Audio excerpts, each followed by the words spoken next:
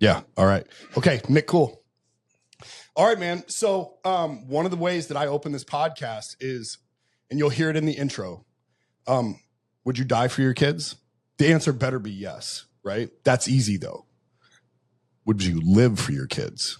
And what does that mean, right? Would you get yourself healthy? Would you get sober?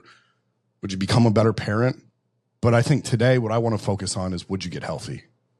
Because you are a health coach. Correct. Yeah. So where did Nick Kuhle come from? Nick Kuhle. You want the long story? I'll give you a shorter version. We can dive into anything that you want to. Yeah. Born and raised Dubuque, Iowa. Excuse me. Had like a really good childhood. Grew up, both my parents still together, still love one another. Went to high school, didn't really know what I wanted to do. My cousin, for anyone that familiar with Dubuque, he was like the coolest high school teacher. I had him as a high school teacher. So my cousin was my teacher. So I went to college, was like, I'm just going to teach. Got a degree in teaching. I was teaching, I think I taught for 9 or 10 years.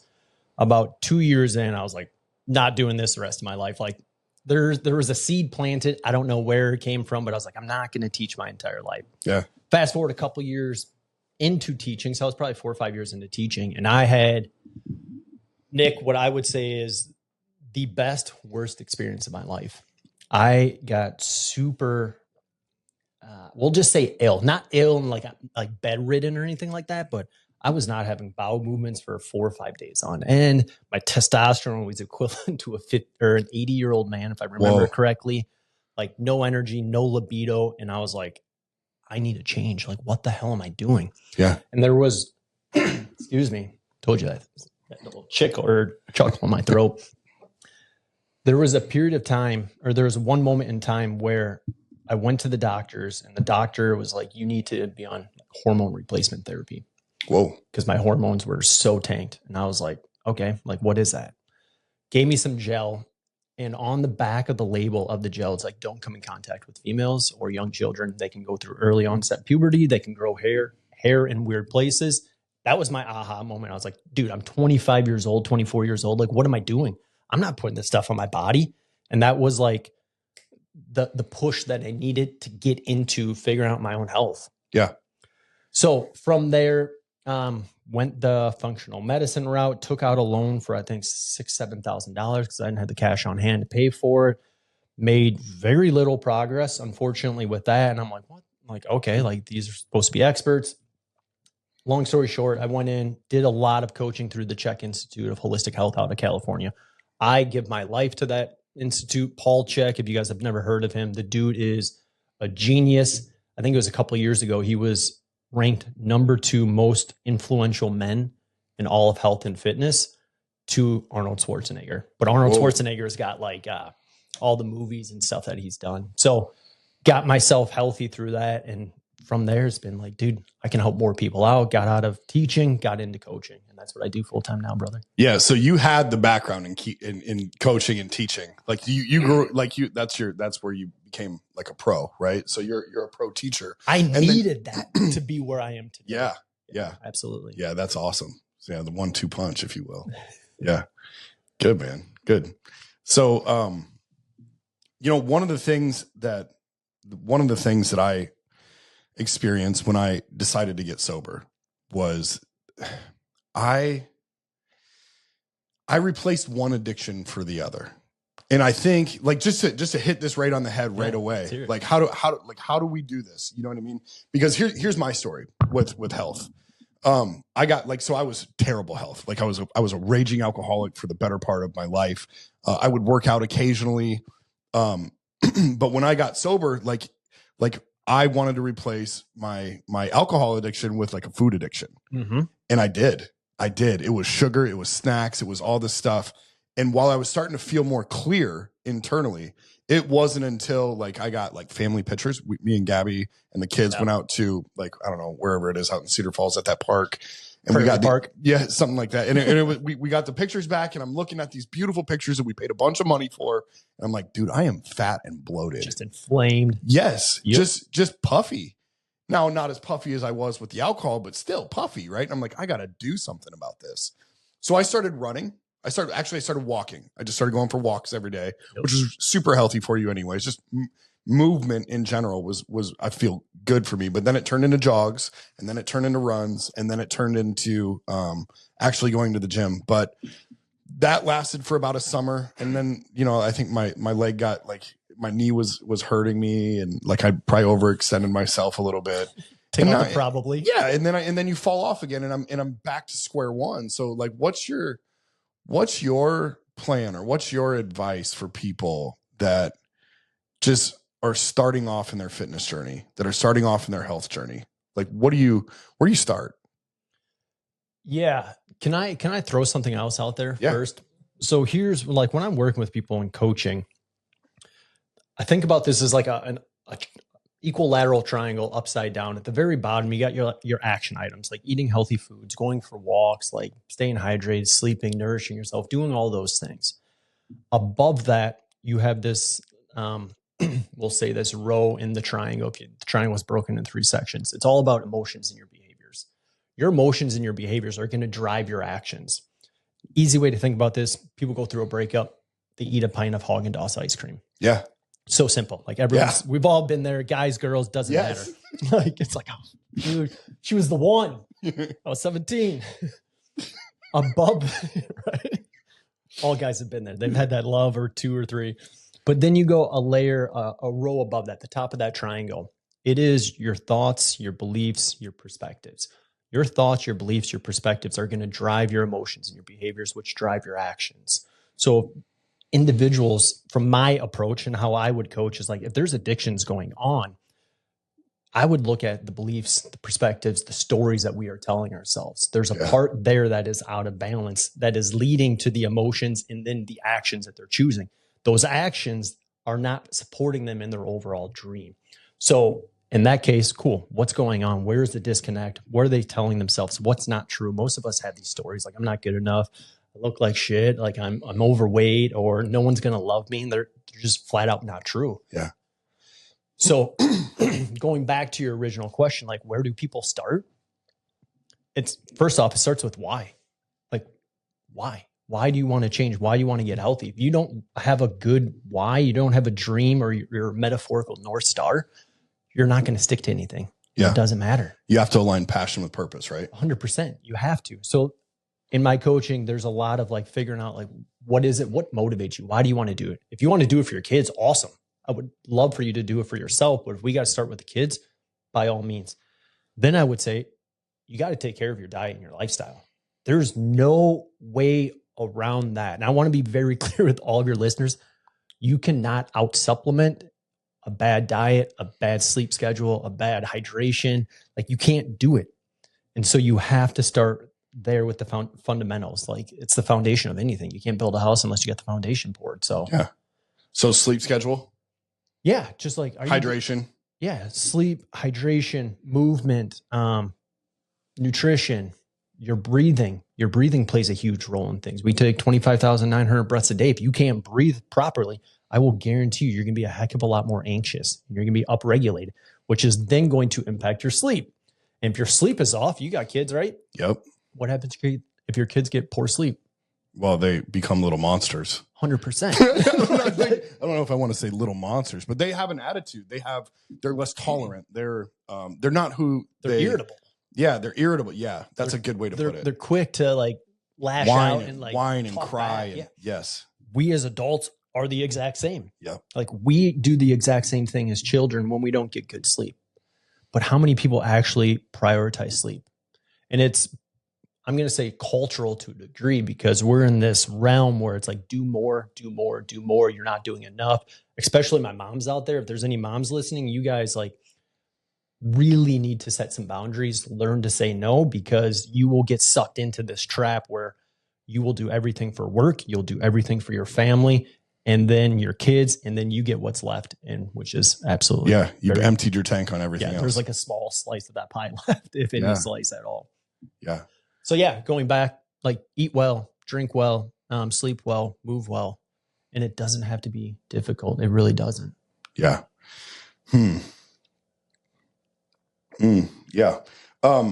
What do you think are the biggest challenges that hang people up when they want to get healthy? Like where do you see people fail? Great question. I will say this. This is the theme or the comment that has come up most in the last 8 years of coaching or whatever it's been.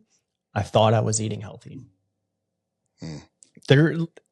Yeah, I bought the yellow pasta, right? Like I bought the yellow box pasta, the protein pasta. That's not healthy. No, not at all. Okay. Like, do you want to dive into that? You want to talk? Yeah, let's go. Okay, so do you even know what's it made of? Well, it says on the box, it says protein on it, right? Yeah. Like, so that's marketing right there. They're trying to sell you on the protein. Yes, there's how many grams of protein, 8 grams of protein, but whatever. They also don't tell you that there's probably 56 grams of carbohydrates that are ultra processed, ultra refined. That's going to spike your blood sugar like it's pure sugar. That's going to have a detrimental effect that has virtually no nutrition in it. Yeah. Like if you go buy white flour, like enriched flour, you ever seen that before? Mm-hmm. Like they can't legally sell it unless they put vitamins and minerals back into it, which are all synthetic based, which come from petroleum, because it's a dead food. And so when you're getting pastas and low quality food like that, I want you to think about it like your cells are turning over like you'll be a brand new person in 1 year from now. Every single cell in your body will be brand new. Like, what do you want that made of? That's like my first question. Ooh, that's good. Like, do you want your body? Do you want your liver cells? Do you want your eye cells? Do you want your skin, your hair to be made up of cherry Coke and Cheerios? No, I hope the answer is no. Yeah. So the pasta, probably some type of flour. Okay. And I'm not harping on people if you eat this. Like, there's no judgment here. Like, I don't care what you do. I really don't. Like, the least judgmental person. And there's so many people. It's funny.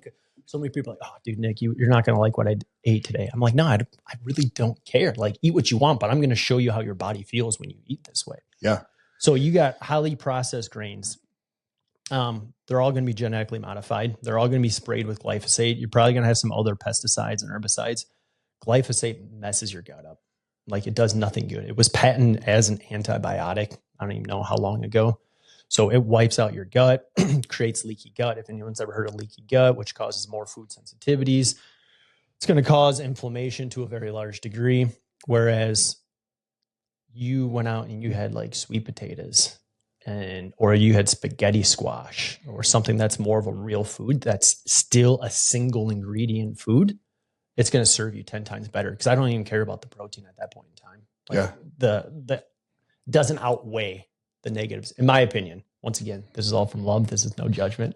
Man, dude, it's wild, because like you had to have gone through like some real like education on how to like figure all this stuff out, and there had to have been some things that happened along the way for you to like realize all of this stuff.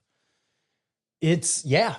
There's a lot of education. So like a typical medical doctor, I think it's maybe a half a semester or something like that on nutrition. And I've probably spent the last 8 years off and on throughout, like diving into nutrition and quality and other things that they put into it. So there is a lot of background there. Forgot your original question though. I don't remember it. Yeah, it's okay. We went down a rabbit hole. We were going. We were like, "You want to talk about pasta? Let's dive into pasta." But no, let's go this route. It's from a general standpoint. Pasta's super cheap. It's very simple to make. Like, it's easy for busy moms. Throw it in the boiling water and it's ready in 15 minutes. Throw some salsa on top of it or whatever. Like, you got a meal. That's the challenge. Like, when individuals are looking to get healthy, there has to be some prioritization and there has to be some focus on quality. I come from it from the standpoint, which is probably different than a lot of people, especially in the people in the gym industry. I don't care about quality or quantity. I don't care about how many calories you are eating. I care about the quality of food that you are having. Quality to me is king. If you eat quality food, you're going to satiate your body. You're going to feel nourished. You're going to have long-lasting energy. Whereas if you go and you have, all right, I'm going to have this protein bar that comes in a wrapper that has 40 grams of protein in it, and it's also got a bunch of other garbage in it, you'll probably be hungry an hour and a half later. Yeah. And then what are you going to then? Yeah. And then you're going to some more junk food, or then you get low blood sugar. Then you're just like, oh, those M&Ms look good. Whereas if I can get my clients to eat good quality food, like anything, I always say pick, pulled, caught, slaughtered. So you can pick berries from the tree, you can pull carrots from the ground, you can catch fish, you can slaughter animals, or if you can minimally process it in your kitchen, like if you can buy the whole ingredients and make it yourself, you're going to be leaps and bounds ahead of every single person out there. You'll probably be in the top 5% of healthiest individuals. Yeah. And if we look at statistically, what is it, like 70% of the population is overweight and obese? I think it's pretty close to around 70% of those individuals over like 25 are on multiple medications. Mm-hmm.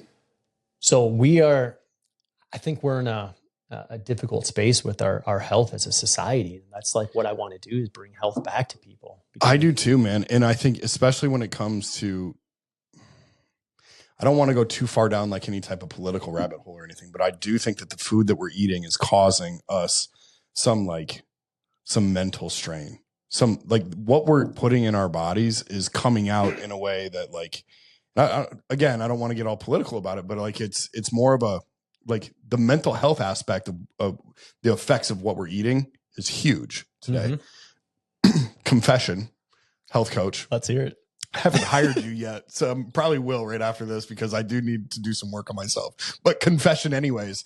Like I grabbed a McDonald's. You know what I mean? Like good for you. Because I didn't want to go and make myself a meal. When I looked in my cupboards, I didn't have anything in there that I found like to be like I could eat that right now and I could be like, I could satisfy myself real quick. So what do? I go, you know what? I'm going to run up to McDonald's. It's 2 blocks away. I can go up there. I can grab a steak bagel. You know what I mean? Yeah. And that's delicious. But in an hour, I'm going to be lethargic and tired and just bogged down. I know I am. I'm almost planning on it. Like, how do I plan my next nap around because I eat that crap food or that shit food, you know, like that's literally where I'm at. And I know I need to start planning my meals more accordingly and getting ahead of myself and like doing some meal prep because I think that's super important. Yeah. And there's like 8 things I want to add on to that. And I love it. Thank you for the confession. Yeah. I won't be able to remember all of them. So we'll start with the first one. When you eat a meal, you should be satiated. You should have good energy for 3 to 4 hours. So if you're eating a meal and you're getting tired an hour and a half later, congratulations. That's what you're eating. Like it's not because it's 12 p.m. It's not because it's 3 p.m. and you're short on caffeine. That has nothing to do with it. Yep. Food is more than just energy. It's energy and information. And a lot of people look at food as just energy. I'm going to eat this. It's got X amount of calories. I'm going to be good. No, that food also informs your body what it's doing. So a simple hack that you can do for any of the listeners is like today, I left my house at 8:00. I'm here. I probably won't get home till noon. So I'm like, all right, I'm going to be hungry. I went to the gym. I threw 3 beef sticks. Shout out to Nick Wallace at 1 Acre, Iowa. Hands down best beef sticks out there. And he's local to Iowa. So it's regenerative farming, all that. So I had that and I got an apple like that. It's going to hold me over it. Is it the best meal? No. Could I go to McDonald's and get something that's even worse? Absolutely. Dude, do you know what I think when you say that? You're eating for fuel. You're not eating to satisfy a craving or to fill your body. You're eating for fuel. That doesn't mean that I don't have cravings from time to time. Yeah. But those cravings are also very informative. And if you can start to listen, I want to step back. My whole goal when I coach people, I'm not telling them what to do. I want them to become their very own best doctor. If you become your own best doctor, Nick, like you don't need to go to doctors. A lot of these doctors don't even have degrees in like nutrition. They don't know. There's some really good ones, but there's also a lot of them that don't support them. And I see a lot of their patients. So where were we going with that? This is what happens, guys. When you work out and you push it hard, you get a cortisol response. Yeah. Cortisol has a memory wiping effect on you. So note to everyone, don't do podcasts after a workout because you get the cortisol going. And I did mine at 4 a.m. this morning. So I'm like, oh man, where were we going? Cut. We're going to restart this. Shit, dude. I was like, I get on these tangents. Normally when I do podcasts, I have a notebook and I have notes so I can like remind myself. But that isn't a true thing with cortisol. What were we talking about? the simple hacks or taking care of yours. Okay. Yeah. All right. You ready? I'm ready. Guys, we're just having a ball over here. Yeah. So one of the simple things that you can do, Nick, is always have meat defrosting in your fridge. It's the simplest thing that you can do. If you have meat defrosting in your fridge, you can cook that up in 3-4 minutes, and then you'll have some good quality food. Most people undereat protein anyways. So that's a simple hack that you can do. You want to dive into cravings? Yeah, I do. Because cravings are a beast. Like that is something that I struggle with the most. And I think most people, like most normal people, struggle with cravings, right? Yeah, a lot of people have. Well, I mean, can I change your language here? Yeah. So if we go back to the thoughts, words, perspectives, yep. I struggle with. What are you implying? Like that it's always a struggle. Like you're creating a struggle by saying I struggle with. Instead of I experience some cravings from time to time, it's a hell of a lot less of a burden on your shoulders. Yeah. So first change the narrative. I got it. Yeah, change the narrative. Change the narrative, change your perspective. What do you crave? Cheese. When do you crave it? Most of the time. Cheese and like a juicy hamburger for me. That's my all-time like go-to is a juicy cheeseburger. Okay, so let's go with cheese and then ground beef. Yeah, cheese and ground beef. I love that. I don't think the ground beef is too bad for you. Like eat it. Like if you're craving that, you're probably craving something savory. Your body needs it. So your body, there's multiple ways that cravings show up. One of the ways is like if you are missing the 5 flavors, what is it? Savory, salty, sweet, citrus, and umami. I think that's like more soy sauce. Okay. If I remember correctly.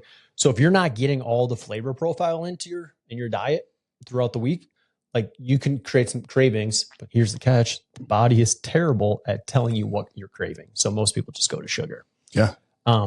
Cheese is a little bit different. So there's morphinogenic compounds within cheese. So cutting cheese out, you can have, you know how like morphine's addicting? And there's just keep clicking the button to get more of it. Yep.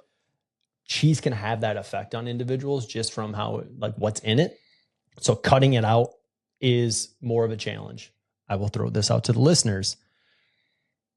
Through my practice, I'm going to say 70 to 80% of my clients do not do well with dairy. They're just not aware of it. And until we take it out of their diet and they put it back in, once their immune system calms down and they feel like better and they're more clear headed and they don't have a bunch of mucus in their nose and their throat, they put dairy back in. Oh, like, why can't I breathe? Why am I snoring at night? Why am I waking my wife up or my husband up? And Nick's taking notes. Taking notes on that. And that comes from, I don't know how deep you want to go into this, the pasteurization and how they make milk. Yeah. So 6th grade science, when you pasteurize something, you heat it up to a high degree, but you kill off all the bacteria and the enzymes. Remember I told you a couple summers ago, I started running and I started eating right. Dude, I did stop snoring. Like I totally did. Instead of milk, I had almond milk. Instead of like Colby Jack cheese around the house, I had just like cheddar, right? Like, so I don't know if it's different or whatever. You're shaking your head. No. Maybe a little bit. Yeah. But like, but like the snoring stopped and my wife was very pleased with that. So like when you were like dairy causes I don't know why I wrote this, but dairy can cause some snoring. Like that's something that So especially if you have dairy like closer to bedtime. So dairy tends to produce mucus a lot of times in the throat and the nose. So if you got kids out there and you're feeding them dairy and they like get nasally or they get that drip in their nose with your younger kids and you always got to wipe their nose. Yeah. Look for dairy. Take dairy out. Yeah. So with the cheese, that can be an addicting thing. I don't see many people do well on it. And that's because of the pasteurization. When you kill off the enzymes, your body can't break it down. It causes more stress at times. People think they're getting a lot of calcium from it. They're not. So those are 2 things with cravings, but can I throw one other thing in there from a more of a mental and emotional perspective? Are you craving the food or are you craving the experience that you get from the food? Or are you craving the experience of you getting to beat yourself up after you have the food that you shouldn't have had? No, not the third one. I'd probably lean more towards the second one. for you. Yeah. And just for all the listeners out there, there's people that feel really good when they get to beat themselves up. So those are 3 different pieces. It doesn't make logical sense. I completely understand that, but that does play a role as well. Yeah. So which one was it for you? 2. Which was, it's not the food. It's the experience of eating the food. That you get with it. Yeah. Yeah. Yeah. So how do you get that experience with something else? Well, yeah, you just do the same thing, but eat a different food. Yeah. You can try that. I mean, you can also go for a walk. Like, I don't know what gives you that type of endorphin that you're going to get from the food. Can you get that from something else? Yeah. It's something to think about. Yeah. And then if you want to keep going on cravings, like if you got parasites or fungal infections going on, they will. Those are real? Oh, 100%, dude. That's a real thing? I would guarantee you right now you have fungus in your body and you have parasites in your body. Everyone does. That gives me the heebie-jeebies, bro. But here's the thing. It's not we're nature, dude. Like, we are one with nature. There's parasites, there's fungus, there's bacteria, there's all these things. We have a symbiotic relationship with them. Our gut has more cells than the brain does or something like that. It weighs the same like we got, I think, like 5 pounds of bacteria in our gut. We have parasites in there. It's not a bad thing unless they take over. And that can happen if you got poor food, you're eating poor food, not sleeping well, your immune system's trashed, you're dehydrated, drinking a bunch of beer, pop, or what of that. But those parasites, that fungus, they will make you crave things. And it's, excuse my language, it can be a bitch. It's a mental thing because you're like, this is not me craving it. This is like, I feel like I'm being not demented, but you know what I'm saying? Like, I'm possessed. Yeah. Like, I have to have it. Yeah. Yeah. Like that midnight snacking type stuff. Is that what you're talking about? Like, it doesn't have to be midnight snacking. Like, if you just go long enough without them, you're not feeding them. They feed off of sugar and more starch and carbs. And then boom, they'll be like, let's send a signal to your brain, buddy. Like, I want some of that. Wow. Yeah. So that's a crazy thing. Everyone has it. Like I said, it's not a bad thing, but they can cause a lot of stress in the body. So if you do parasites, like if you're waking up in the middle of the night, 2-3 o'clock every day or every night, itchy bums, grinding your teeth is a big one. Athlete's foot, jock itch, dandruff. Like, these are common symptoms. They overlap a lot. And I'm not saying if you do just have like dandruff that it's because you have a fungal infection, but yeah, there is some overlap there. Wow. Yeah. What's the craziest one you've ever seen as far as parasites? I passed probably about a 16-inch worm out of my bum. Really? Yeah. Yeah. That freaked me out a little bit. You want to know, here's a crazy story for you though. Big fan of stories. This had to be like 5-6 years ago now. Like, I was like going about my day. I was like, I can't see as well. Like, I would have to stand if I was like at a restaurant, I have to stand right in front of like the menu up top. I feel like McDonald's or checking out because everything would be blurry. I went to the doctors, got some prescription glasses, started wearing those. I was like, wow, this is like, I can actually see again. I did a intense parasite cleanse and I haven't worn my prescription glasses in 4 or 5 years. I don't even know where they're at. No joke. I have no idea where they're at. Just came across this other study recently too, where they were talking about 100% of MS patients, so people with multiple sclerosis, they had parasites in their, I think it was in their spinal cord or like in that fluid, which is crazy. So like I said, they can do crazy things, but my vision came back. I haven't worn my glasses in forever. So. That's insane. Yeah. They'll get anywhere in your body. Wow. Yeah. I think, man, at the end of the day, dude, I think about like this all from a parenting standpoint, health from a parenting standpoint. And we could continue to go down the rabbit hole on all this stuff that's clogging us up. I'm just going to say clogging us up because it's a good term. At the end of the day, I think that's what it feels like is like, I've got stuff inside me that if I made better choices on what I ingested into my body would make a dramatic change in my life. You know what I mean? If I incorporated a clean diet and exercise in all that I do, instead of like doing a dirty bulk and going to the gym and trying to build mass all the time, you know what I mean? Like, cause that's dangerous long-term. You know, I'll probably make it longer, you know, take out the probably. Yeah, I will make it longer. change the narrative there. Because at the end of the day, man, like I want to see my kids through adulthood, you know, and I think every parent wants to see their kids through adulthood. That's important to me. And I hope at some point I can be the grandparent. I went on a trip with my parents, my mom and my stepdad and my wife and my two children at the time, Ari and Jamie. And Jamie, I had to put a backpack and carry him through, but we went up to the Rocky Mountains. And dude, my mom was like trekking. Dude. She's like in her 60s. Yes. You know what I mean? And we hiked up to Dream Lake, like in the Rocky Mountain National Park. Yep. And that's about a mile up. You know what I mean? Like, that's not like an easy hike either. No, I mean, it's like the air gets thin and you're up there and you're kind of like moving. It's not that it's complicated from like a navigating the mountain standpoint, but it like you get on some inclines that are way up there. There's other grandparents that could not make that journey at 60 plus years old simply because they have not taken care of their bodies. Now, my mom's a big advocate of eating well, and by cause and effect, her husband is as well. You know what I mean? Mm-hmm. So they were able to like make it up the mountain, and we had that experience with them.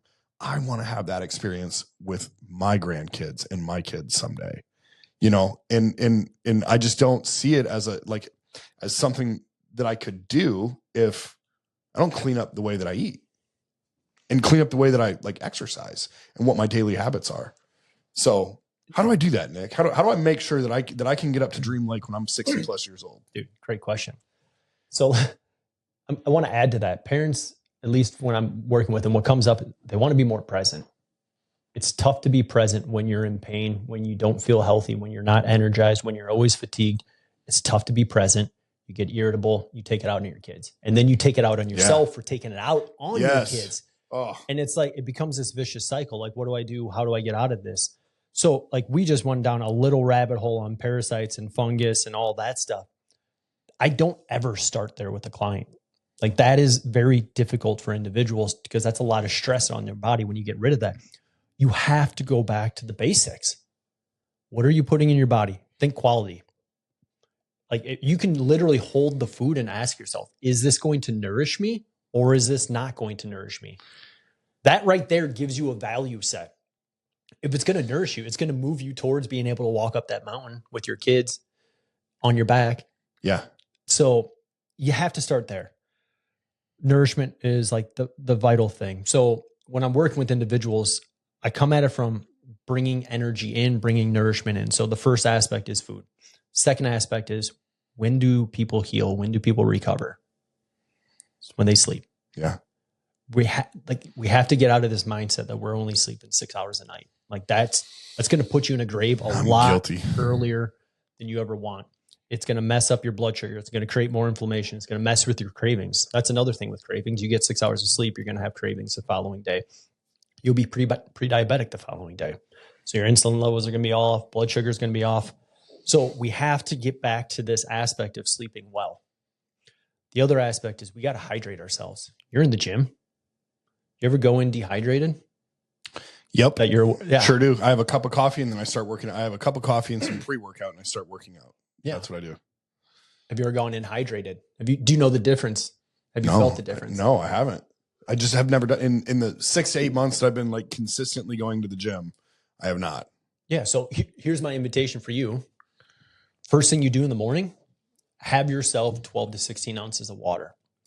Pure, good quality water. Put a little pinch of sea salt in it. That will get the minerals in the water, especially if you're drinking tap water. I would definitely do that. That drives it into your cells. Your muscles, every aspect of your body needs water. If your muscles are dry, how elastic are they going to be? How quick and explosive are you going to be? How strong are you going to be? You're not going to have the connection. You're not going to have the signaling that's there. We're on electrical signaling. So hydrate yourself. Like you have to do that. Yep. For listeners out there, coffee, it's a diuretic. Caffeine, it's a diuretic. It's going to make you be more dehydrated. What are some of the biggest symptoms that people have? Headaches, fatigue, low energy. Start with water. Like people make this, excuse my language, I'm going to get vocal here. People make the shit super difficult. Yeah. It doesn't have to be. Like start small. You have to be consistent. So if for you, all that is drinking more water for you or any of the listeners, start there. Let that become a habit and then go do the next thing. Then maybe start working on sleep. and then maybe start working on nutrition. If you can put your emphasis on those 3 things, you'll be golden. Like literally, it can be that simple. But people like shiny things to a large degree. What's the next new cool thing? What's the next supplement? What's the next test I can take? I run labs for people. I'll tell them when they come to me, I don't think you need run labs. Like, we got to focus on this first. So for everyone listening, start small, start basic, keep it easy on yourself. Don't overstress yourself out, because you won't stick with it and then you fall off. Yeah. Then you beat yourself up. Then you're in the same spot where 6 months back in the pit, back in the poor diet pit. Feeling bad about yourself. Poor me. Victim mindset. Yep. Coming back to that mindset. Got to kick that guy out, man. But it's not even about kicking him out. It's knowing that he's there and that he's a part of you. Yeah. But he doesn't have to rule your life. John Church once told me, he was like, "Hey, Nick, I keep a bodyguard in my brain, because like, and this is like, for anything, for simple thoughts, for cravings, for whatever it is." He was like, "I keep a bodyguard in my brain, dude. Like like you can't get in unless like that guy says you can get in." And I was like, that's a powerful thing to have. Like if you truly have a bodyguard in your brain, and you're kicking out the victim mindset and the negativity and the cravings for alcohol and like all those things, and the sinful thoughts, like you're gonna have a lot cleaner lifestyle. Yeah, I would agree. I would, just because I'm very anal about language. Yeah. The kicking out aspect is like, there's a good and a bad. We all have light and dark sides of us. I would just say he doesn't need to show right now. There's a time and place for him to be there for that individual. But if we can just silence and be like, hey, do you know what? That's not going to support me right now. Cool. Because when you're like, I'm going to kick this person out, he's not serving me, there becomes judgment. Like, why is he showing up? Why is he there? Why am I not doing enough work to get rid of him? Why does he keep showing his face? And it's like, that's the human experience. Like, you're always it doesn't matter who you are. You're always going to have these quote unquote individuals show up in your head. And it's like, accept them. Know that they're there. They serve a purpose, but they don't have to rule your life. Yeah. So that's how I come about it. Dude, I'm taking notes on this language. I'm taking notes on this language thing. Nick Kuhle is a really good coach. Oh. So I'll share something with you. Yeah. You ever heard of the term abracadabra? Yeah. What's it mean? I'm about to do some magic. Yeah.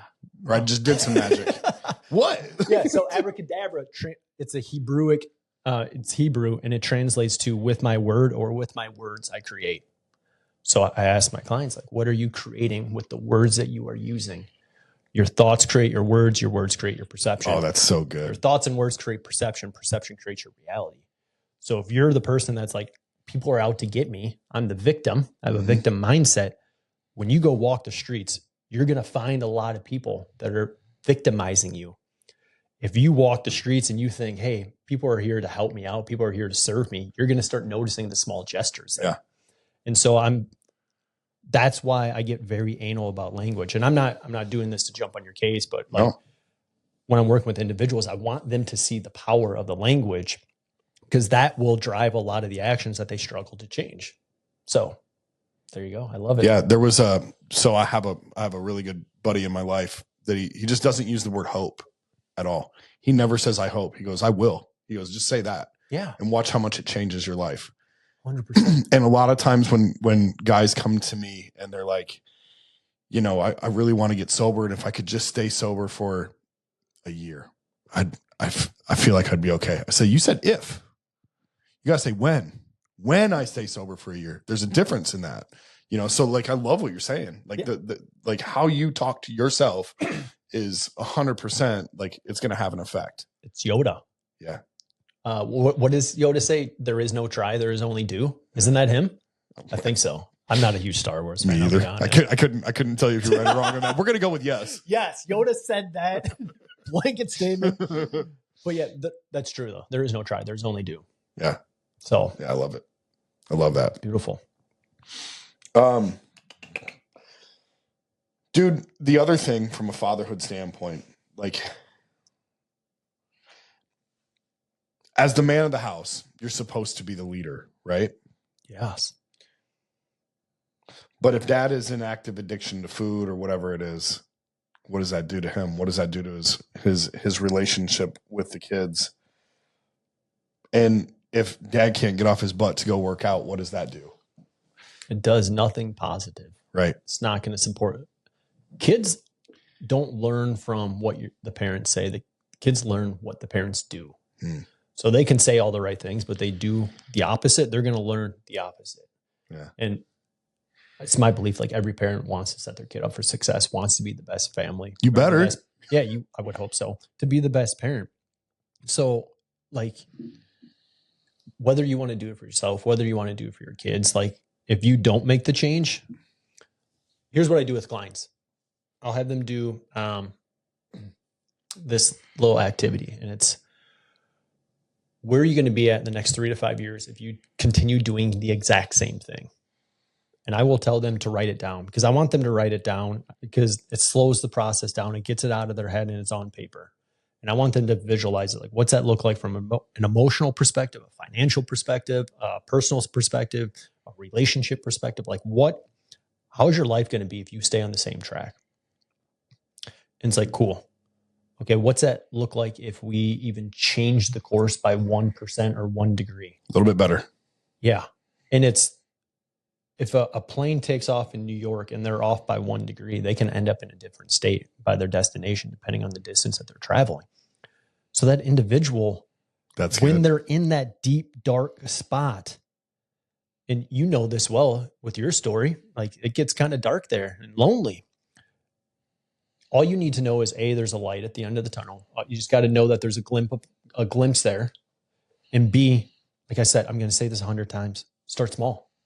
Like, it doesn't have to be that person that sits on the couch and feels exhausted. You know, if he just starts having a little bit more water, I can guarantee you he's going to feel better.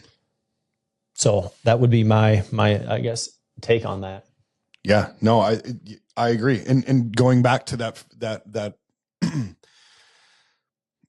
everybody says that they'll die for their kids, dude, but that's easy. It really truly is.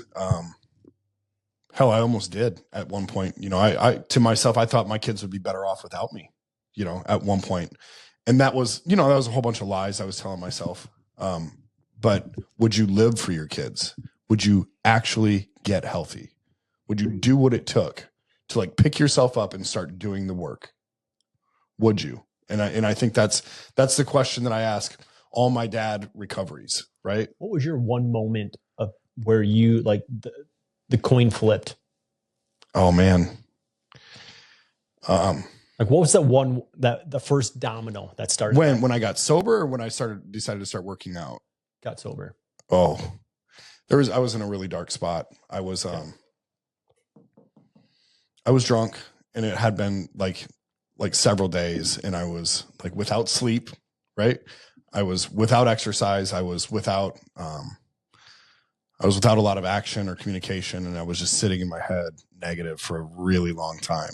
And I mean, it was just dark, man. I was in a really dark place. I don't want to get into all the details of it like right now, but I'll just say I was suicidal, dude. Yeah. Like, I was really at the end of my rope. I thought my wife would be better off without me. I thought my kids would be better off without me. I thought everybody that knew me would just be better off without Nick around. And man, I closed my eyes. I thought it was going to be my last breath, dude. And what I got was something that I had missed in my past.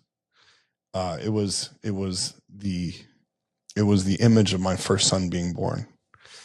And the reason that was so significant is because when Zach was born, when I was 19 years old, I had been taking medication for like ADHD, and like at the end of and it was Adderall. And when you stop, like at the end of your, when you come off of that stuff, you're completely depleted. All your endorphins are gone. You can't really feel anything. I'd also been drinking, but I knew at that point, like, this is supposed to be like one of the most pivotal points in your life. You're becoming a father for the first time. And I can't feel it, dude. I couldn't feel it. Numbed out. Yeah. I was numbed out. And that was, now there's a lot that happened between that point and where I was in this terrible moment on May 18th of 2022. But I thought I was going to take my last breath, dude. And I closed my eyes and I thought it was it. But instead of darkness, I got warmth. Instead of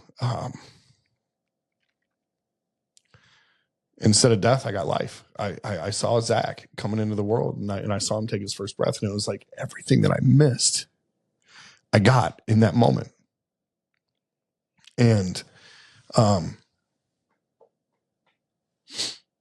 knew I had something to live for. Like, it brought it all back. It was almost like God saved that for me, like knowing what I had missed. He brought it all back in that moment, you know. And I don't know. I don't want to sit here and linger on that, but like it certainly changed everything in that moment. I had to be a good, I'm called to be a father, dude. Like I truly am. And I could go on and on, man. Like I just had my first daughter and my last child for sure. But I just had my first daughter, bro. And like my wife and I struggled with infertility for 4 years.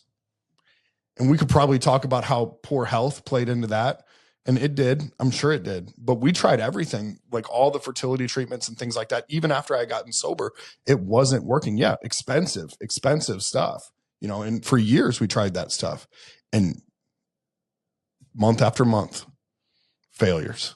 And the negative tests just kept stacking up. And it was hurtful, man. What went from hope turned into emptiness again, you know? And, you know, eventually, I think 6 months after we decided to just give it to God. That's when it happened. Dude, I looked at my wife one weekend. We were at church. It was on my 2-year anniversary. We were at church, and they were like, hey, baptisms. We're doing baptisms on June 23rd.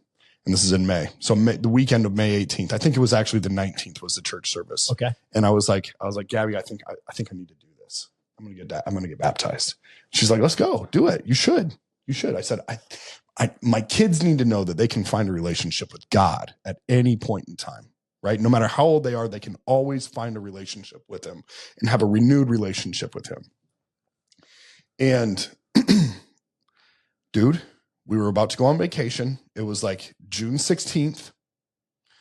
And I had to go in and like film my video for baptism, like my why or whatever. And then on the 23rd, I would get baptized and we'd be back from vacation that Saturday. On June 16th, we found out that we were pregnant.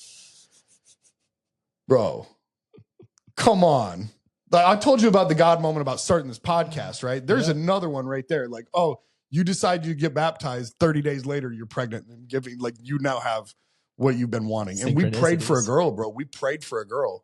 And the really funny thing was they told us that our due date was February 18th, which is my birthday. And I was like, that's a gift from God. Well, then, like, because my wife had to have a C-section, right? Because Jamie, anyways, long story short, we had to have a C-section. And they were like, you can have the baby on the 12th or the 18th. And she asked me, she was like, what do I do? I said, go for the 18th. Let's do it on my birthday. You know, I'm trying to grab the wheel and steer it, right? Like, I'm going to control this. It's going to be on my birthday, you know? Like God said, it's going to be on my birthday. And then they call her back and they're like, oh, we just booked out on the 18th. You got to do it on the 12th. And I'm like, what the heck? Dude, do the math. May 18th of 2022 to February 12th, 2025. I was a math teacher. I can't do that in my head, though. 1,000 days. 1,000 days? 1,000 days of sobriety. Dude, hell yeah, brother. 1,000 days of surrender, commitment, obedience, trust, and getting my life together, if you will. Yeah. Have you ever heard of Peter Crone? No. Dude's like a linguist, very good with his words. He's got a quote. He's like, your life happened the way it did, and it couldn't have happened any other way because it didn't happen any other way. And if you sit with that, that is a very powerful statement. Like you had to experience and you had to go through that because that is the growth that comes from, like, you needed that growth to become who you are today. And that's why I want to share with the people, the listeners, is we all have our own struggles, and understanding that those events, all of your life events are tied together through this like golden thread, and you need to experience those things to become the person that you're meant to become. Yeah. And when you have that type of faith or that type of just belief, you can weather the hard stuff and it becomes easier. The other thing I'll add to that is if we're talking about consciousness, you and I both have consciousness. You can't have with consciousness, you need polarities. So if we don't have it up, we don't know what down is. We don't have hot, we don't know what cold is. We don't have all the polarities out there. Just like we can't be happy all the time, like we're gonna have some low moments. And yin and yang, right? It's exactly. I use that all the time in my coaching, the yin yang symbol, Tai Chi symbol. You need a balance. You need a marriage between those two. The one projects you forward, the other one, like you're feeling really good, beautiful. So if there's anything you can take away from this call, just know it gets better. Know you are on the right path. 100% you are on the right path. Yeah. Just get out of your own way sometimes. Yeah. We make it harder on ourselves. Yeah. 100%, dude. There's a big, bright future for you here if you look for it, right? If you chase it, if you go for it. Yeah. When you go for it. Let's stop saying if, right? Nice catch. Yeah. I love that. I love that. Yeah. Yeah.